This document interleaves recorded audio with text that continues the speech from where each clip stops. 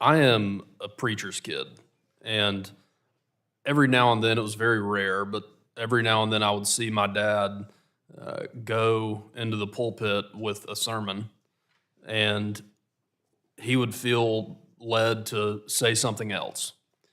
And Mr. Staley, what you shared with us today, the reason why you're here, uh, having heard that, I felt compelled to completely abandon everything I was going to say.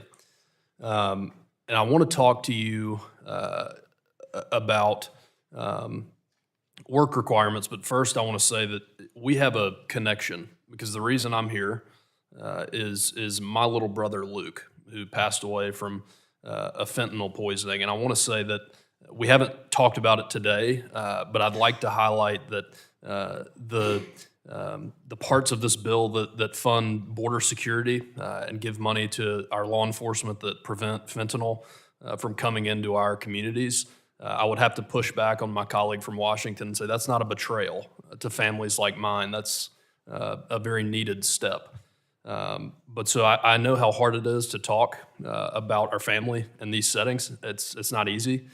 So I appreciate you being here and sharing your story. And Mr. Chairman, without objection, I'd like to enter into the record this article from the Wall Street Journal. My son is counting on Medicaid work requirements. Without objection, so ordered. So in North Carolina, which is where I'm from, there was a situation that I saw unfold with Medicaid, and it deals with something that happens to babies when they're born, but only to male babies, if you know what I'm talking about. And the Medicaid was billed as if those were sick babies, which is, I find fascinating because it's fraudulent. It's certainly abuse, and it's wasteful. That is the kind of problem that Medicaid has. And so I'm grateful to my colleagues for the fact that we're taking this seriously and trying to make this program work better for the people that need it. And that's what we're doing. And if that's a betrayal of the American people, I don't know up from down anymore. But in your op-ed, can you tell us why you felt compelled to be here today to share your story? Sure. Yeah, absolutely. Thank you for that question. I'm here because expansion hurts the truly vulnerable in two really key ways. The first one is waiting lists, which we've talked a little bit about, and then also perverse incentives. So on that, I have three numbers that I want to share with you that I think are important. 85%, 700,000, and 36,000.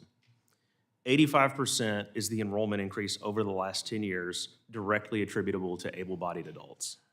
700,000 Americans on disability or with disabilities languish on waiting lists in this country.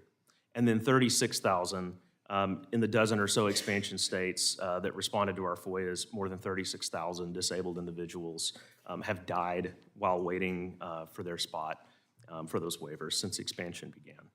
So, and then just to sort of wrap that up, we've got 62% of people, of able-bodied adults who are on Medicaid who are not working. And that is a massive problem that's got to be dealt with. Yeah, I mean, I think the best thing we can do is just say I wasn't in Congress, I didn't do anything else, I sat at home and played video games. I'm 31. I don't think I would need Medicaid, so that's probably a good call. Quickly, with the more time, I don't have a lot of time left, so with the rest of the time, I want to say, everybody I talk to from either party that works in healthcare, if you ask them, what is the single most harmful piece of legislation that has ever happened to the healthcare industry, they say Obamacare, without fail. That is what they say. How have the Obamacare Medicaid expansions harmed the most vulnerable? Yeah, so ultimately, it's what I just shared with you. Yeah.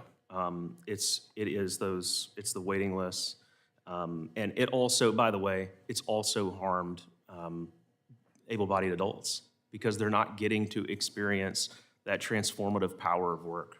Yeah. Well, thank you, Mr. Chairman. My time's expired.